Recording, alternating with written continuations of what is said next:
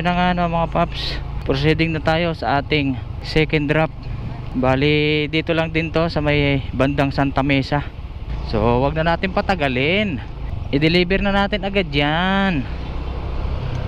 Tama po ba, ma'am? Papasok po ba ako dito sa may 7-Eleven? Hindi. Basta mo yan, dito ka mismo sa gilid ng tulay pumasok. Huwag yung sa street sa 7-Eleven. Gilid ng tulay? Oo, mismo. Diretso ka doon. Gilid ng tulay. May makikita ka tent, diba? Dumiretso ka doon. Ah, okay. Diretso lang po. Ah, okay po. Salamat po. Alright mga paps. Bali, dito pala tayo. Kala ko doon nakapin sa may papasok na 7-Eleven. Dito pala. So, okay yung note dito ni ma'am, no? Kagaya nga na sinabi ko mga paps. Ah, ito. Ay, ito na si ma'am.